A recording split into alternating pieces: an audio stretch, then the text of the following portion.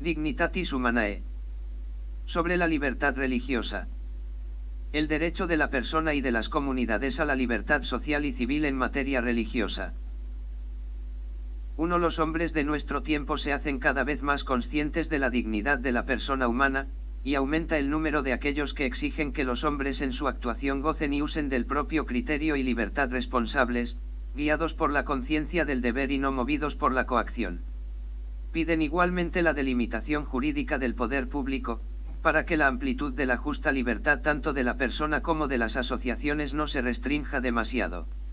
Esta exigencia de libertad en la sociedad humana se refiere sobre todo a los bienes del espíritu humano, principalmente a aquellos que pertenecen al libre ejercicio de la religión en la sociedad.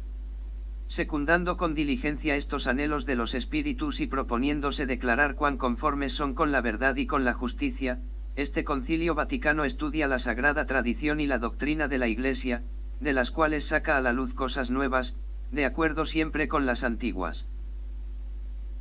En primer lugar, profesa el Sagrado Concilio que Dios manifestó al género humano el camino por el que, sirviéndole, pueden los hombres salvarse y ser felices en Cristo.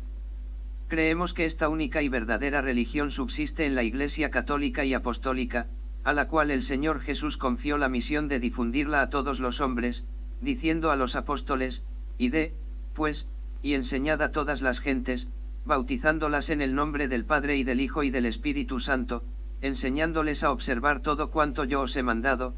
Mt. 28, 19 a 20. Por su parte, todos los hombres están obligados a buscar la verdad, sobre todo en lo que se refiere a Dios y a su Iglesia, y, una vez conocida, a abrazarla y practicarla. Confiesa asimismo el Santo Concilio que estos deberes afectan y ligan la conciencia de los hombres, y que la verdad no se impone de otra manera, sino por la fuerza de la misma verdad, que penetra suave y fuertemente en las almas. Ahora bien, puesto que la libertad religiosa que exigen los hombres para el cumplimiento de su obligación de rendir culto a Dios, se refiere a la inmunidad de coacción en la sociedad civil, deja íntegra la doctrina tradicional católica acerca del deber moral de los hombres y de las sociedades para con la verdadera religión y la única Iglesia de Cristo. Se propone, además, el Sagrado Concilio, al tratar de esta verdad religiosa, desarrollar la doctrina de los últimos pontífices sobre los derechos inviolables de la persona humana y sobre el ordenamiento jurídico de la sociedad. Capítulo y noción general de la libertad religiosa. Objeto y fundamento de la libertad religiosa. 2. Este Concilio Vaticano declara que la persona humana tiene derecho a la libertad religiosa. Esta libertad consiste en que todos los hombres han de estar inmunes de coacción, tanto por parte de individuos como de grupos sociales y de cualquier potestad humana, y esto de tal manera que, en materia religiosa, ni se obligue a nadie a obrar contra su conciencia, ni se le impida que actúe conforme a ella en privado y en público, solo o asociado con otros, dentro de los límites debidos. Declara, además, que el derecho a la libertad religiosa está realmente fundado en la dignidad misma de la persona humana, tal como se la conoce por la palabra revelada de Dios y por la misma razón natural. Este derecho de la persona humana a la libertad religiosa ha de ser reconocido en el ordenamiento jurídico de la sociedad, de tal manera que llegue a convertirse en un derecho civil. Todos los hombres, conforme a su dignidad, por ser personas, es decir, dotados de razón y de voluntad libre, y enriquecidos por tanto con una responsabilidad personal, están impulsados por su misma naturaleza y están obligados además moralmente a buscar la verdad, sobre todo la que se refiere a la religión. Están obligados, asimismo, a aceptar la verdad conocida y a disponer toda su vida según sus exigencias. Pero los hombres no pueden satisfacer esta obligación de forma adecuada a su propia naturaleza, si no gozan de libertad psicológica al mismo tiempo que de inmunidad de coacción externa. Por consiguiente, el derecho a la libertad religiosa no se funda en la disposición subjetiva de la persona, sino en su misma naturaleza. Por lo cual, el derecho a esta inmunidad permanece también en aquellos que no cumplen la obligación de buscar la verdad y de adherirse a ella, y su ejercicio, con tal de que se guarde el justo orden público, no puede ser impedido. La libertad religiosa y la vinculación del hombre con Dios. 3. Todo esto se hace más claro aún a quien considera que la norma suprema de la vida humana es la misma ley divina, eterna, objetiva y universal, por la que Dios ordena, dirige y gobierna el mundo y los caminos de la comunidad humana según el designio de su sabiduría y de su amor. Dios hace partícipe al hombre de esta su ley, de manera que el hombre, por suave disposición de la divina providencia, puede conocer más y más la verdad inmutable. Por lo tanto, cada cual tiene la obligación y por consiguiente también el derecho de buscar la verdad en materia religiosa, a fin de que, utilizando los medios adecuados, se forme, con prudencia, rectos y verdaderos juicios de conciencia. Ahora bien, la verdad debe buscarse de modo apropiado a la dignidad de la persona humana y a su naturaleza social, es decir, mediante una libre investigación, sirviéndose del magisterio o de la educación, de la comunicación y del diálogo, por medio de los cuales unos exponen a otros la verdad que han encontrado o creen haber encontrado, para ayudarse mutuamente en la búsqueda de la verdad, y una vez conocida esta, hay que aceptarla firmemente con asentimiento personal. El hombre percibe y reconoce por medio de su conciencia los dictámenes de la ley divina, conciencia que tiene obligación de seguir fielmente, en toda su actividad, para llegar a Dios, que es su fin. Por tanto, no se le puede forzar a obrar contra su conciencia.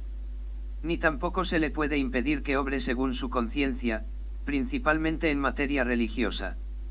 Porque el ejercicio de la religión, por su propia índole, consiste, sobre todo, en los actos internos voluntarios y libres, por los que el hombre se relaciona directamente a Dios. Actos de este género no pueden ser mandados ni prohibidos por una potestad meramente humana. Y la misma naturaleza social del hombre exige que éste manifieste externamente los actos internos de religión, que se comunique con otros en materia religiosa, que profese su religión de forma comunitaria.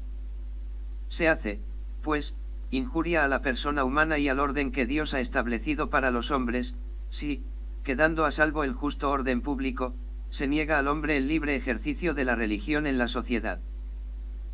Además, los actos religiosos con que los hombres, partiendo de su íntima convicción, se relacionan privada y públicamente con Dios, trascienden por su naturaleza el orden terrestre y temporal. Por consiguiente, la autoridad civil, cuyo fin propio es velar por el bien común temporal, debe reconocer y favorecer la vida religiosa de los ciudadanos, pero excede su competencia si pretende dirigir o impedir los actos religiosos. La libertad de las comunidades religiosas. 4. La libertad o inmunidad de coacción en materia religiosa, que compete a las personas individualmente, ha de serles reconocida también cuando actúan en común.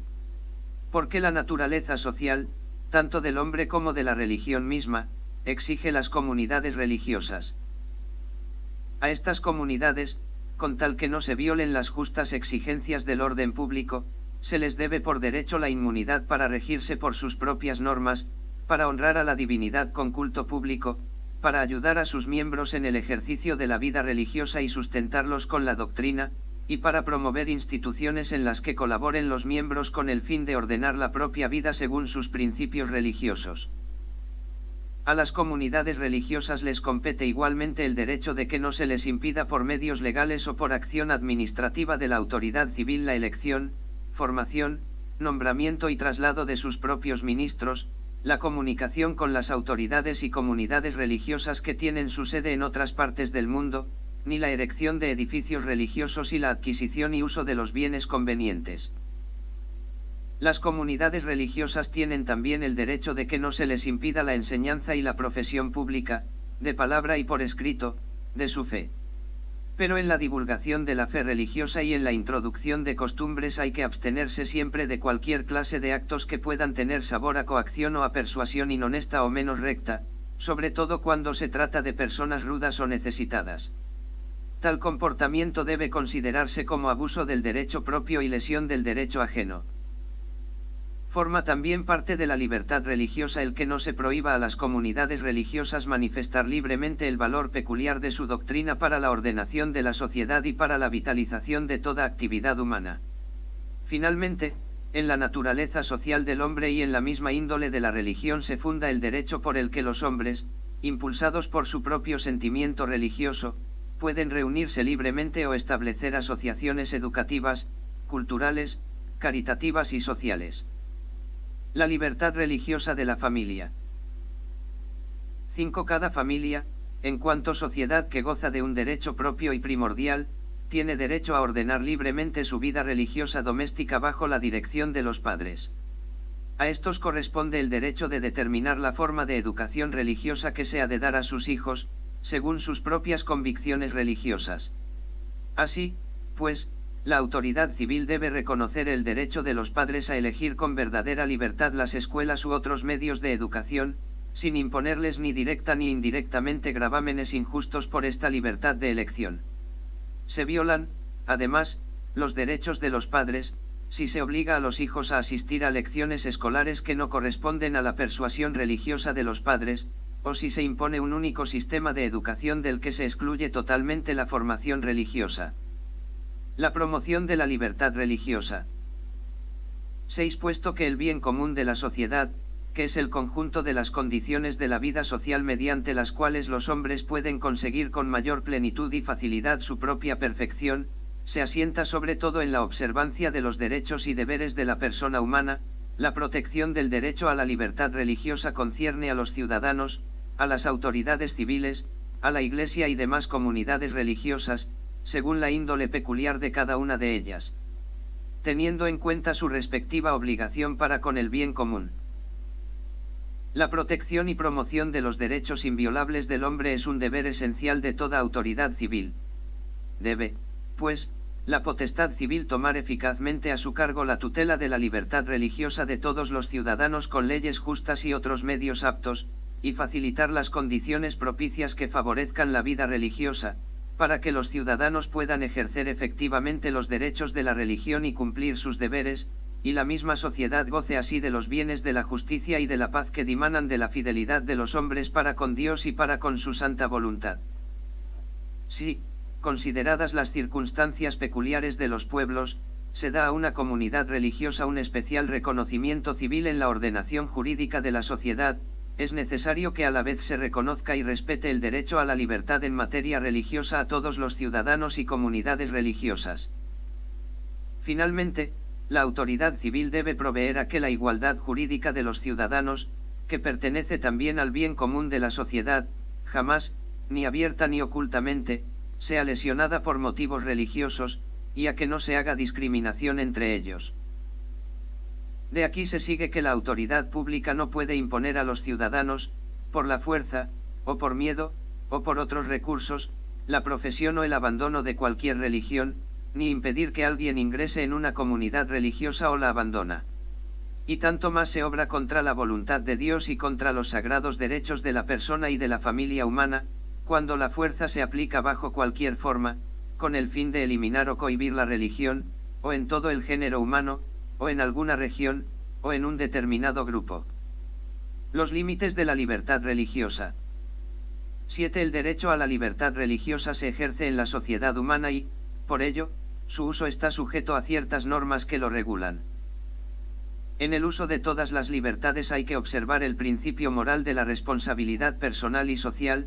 En el ejercicio de sus derechos, cada uno de los hombres y grupos sociales están obligados por la ley moral a tener en cuenta los derechos de los otros, los propios deberes para con los demás y el bien común de todos.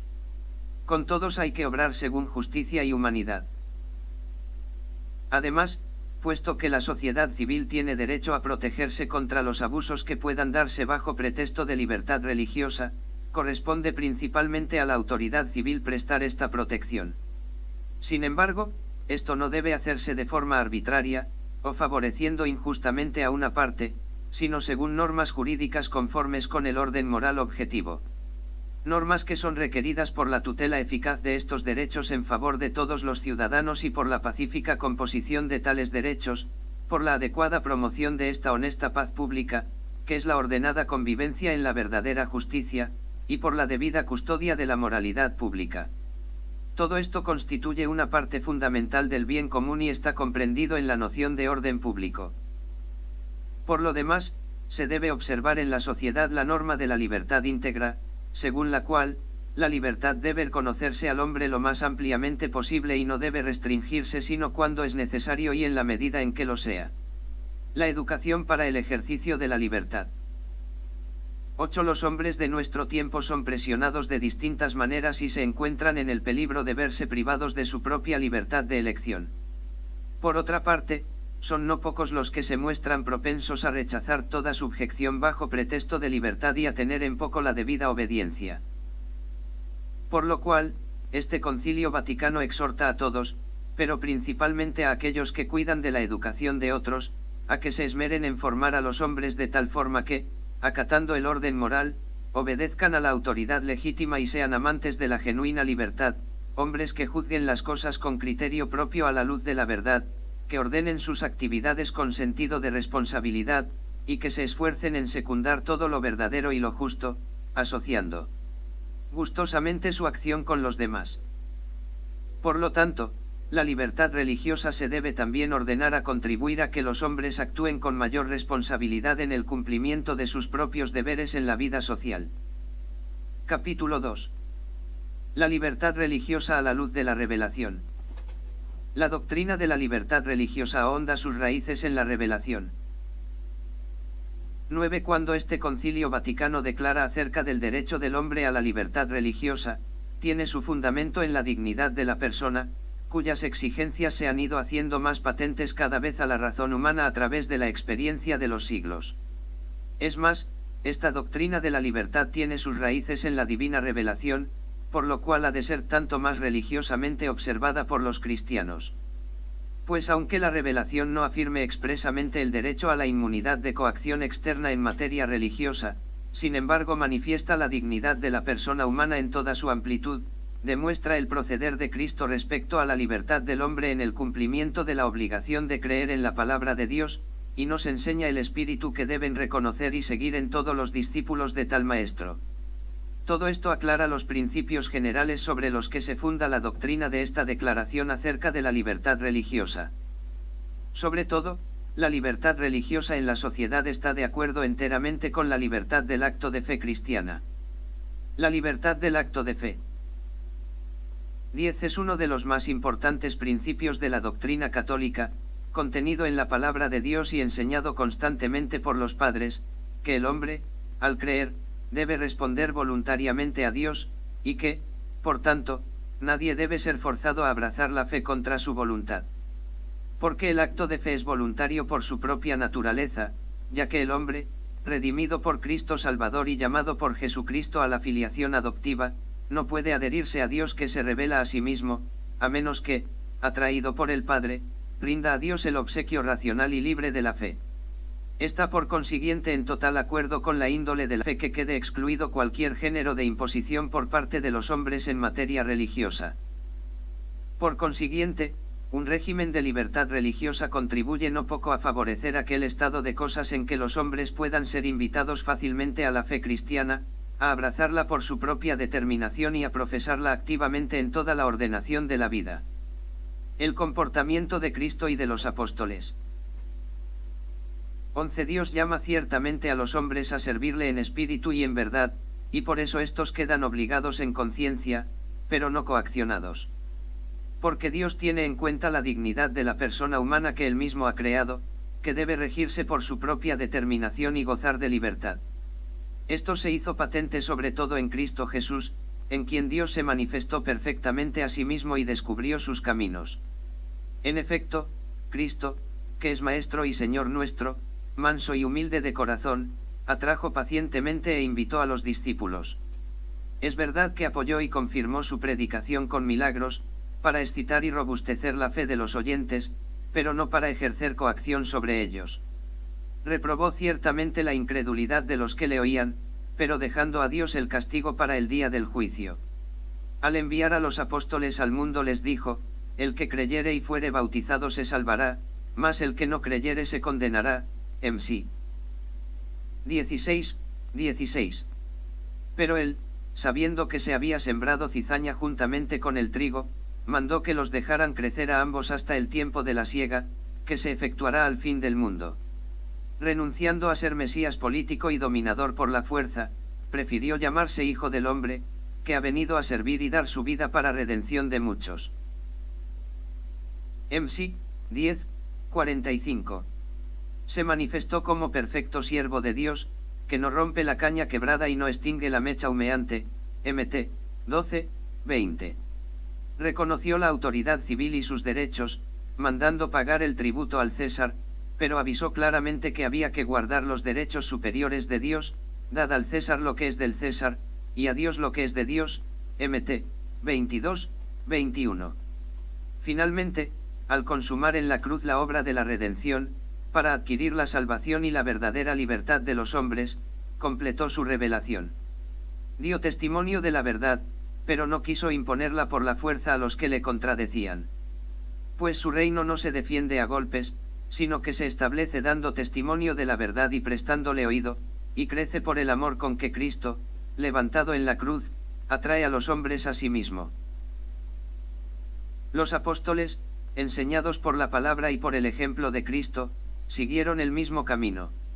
Desde los primeros días de la Iglesia los discípulos de Cristo se esforzaron en inducir a los hombres a confesar Cristo Señor, no por acción coercitiva ni por artificios indignos del Evangelio, sino ante todo por la virtud de la palabra de Dios.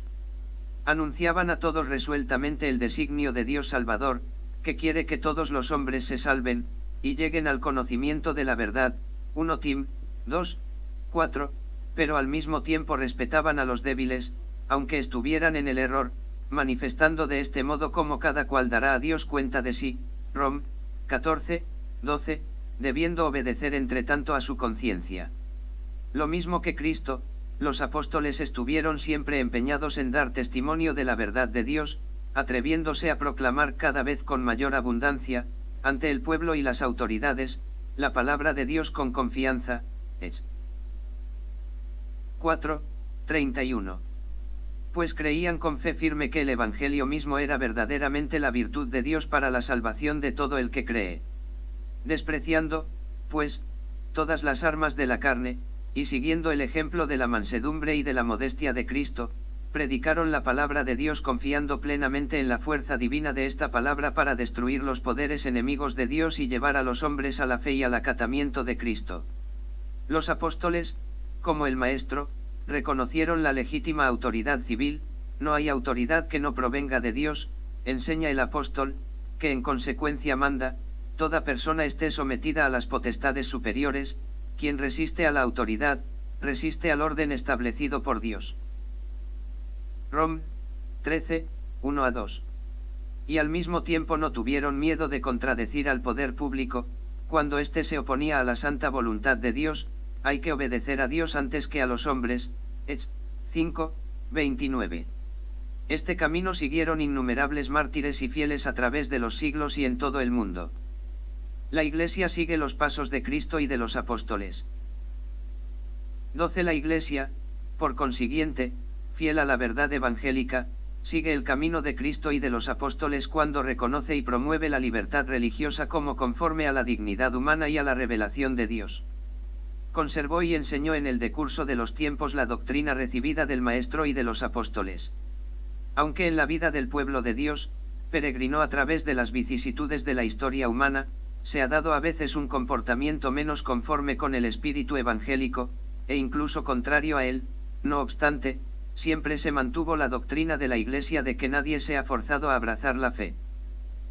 De este modo el fermento evangélico fue actuando durante largo tiempo en la mente de los hombres y contribuyó poderosamente a que éstos, en el decurso de los siglos, percibieran con más amplitud la dignidad de su persona y madurara la persuasión de que, en materia religiosa, esta dignidad debía conservarse dentro de la sociedad inmune de cualquier coacción humana. La libertad de la Iglesia. 13. Entre las cosas que pertenecen al bien de la Iglesia, más aún, al bien de la misma sociedad temporal, y que han de conservarse en todo tiempo y lugar y defenderse contra toda injusticia, es ciertamente importantísimo que la Iglesia disfrute de tanta libertad de acción, cuanta requiera el cuidado de la salvación de los hombres. Porque se trata de una libertad sagrada, con la que el unigénito Hijo de Dios enriqueció a la Iglesia, adquirida con su sangre. Es en verdad tan propia de la Iglesia, que quienes la impugnan, obran contra la voluntad de Dios. La libertad de la Iglesia es un principio fundamental en las relaciones entre la Iglesia y los poderes públicos y todo el orden civil. La Iglesia vindica para sí la libertad en la sociedad humana y delante de cualquier autoridad pública, puesto que es una autoridad espiritual, constituida por Cristo Señor, a la que por divino mandato incumbe el deber de ir por todo el mundo y de predicar el Evangelio a toda criatura. Igualmente reivindica la Iglesia para sí la libertad, en cuanto es una sociedad de hombres, que tienen derecho a vivir en la sociedad civil según las normas de la fe cristiana.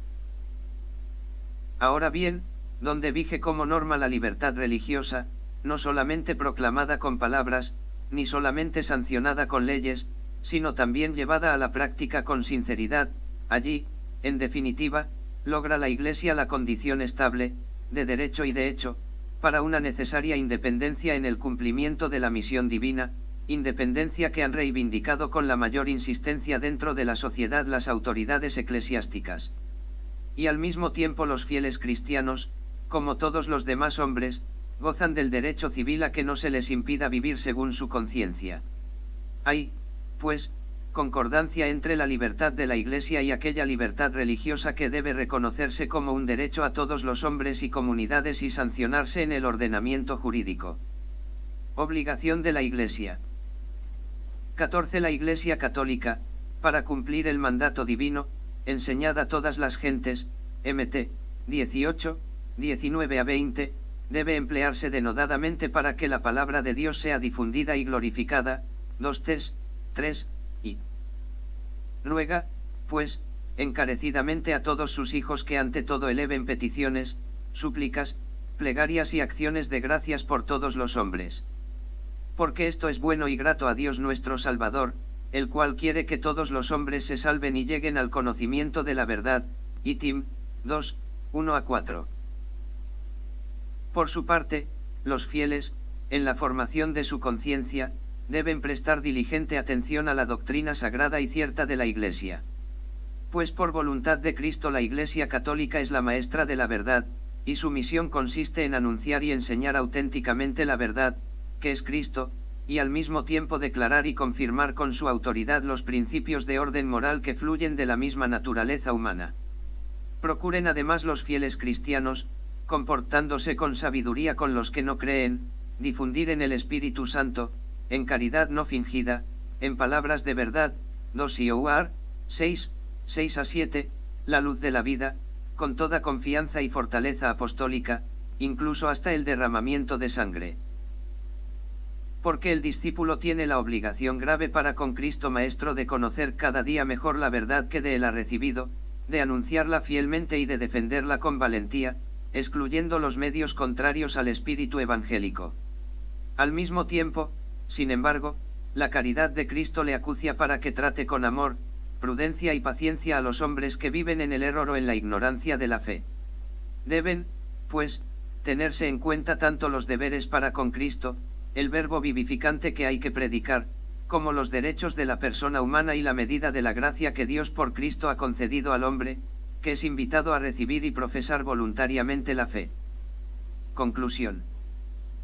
15. Es patente, pues, que los hombres de nuestro tiempo desean poder profesar libremente la religión en privado y en público, y aún más, que la libertad religiosa se declara como derecho civil en muchas constituciones y se reconoce solemnemente en documentos internacionales. Pero no faltan regímenes en los que, si bien su constitución reconoce la libertad de culto religioso, sin embargo, las mismas autoridades públicas se empeñan en apartar a los ciudadanos de profesar la religión y en hacer extremadamente difícil e insegura la vida de las comunidades religiosas.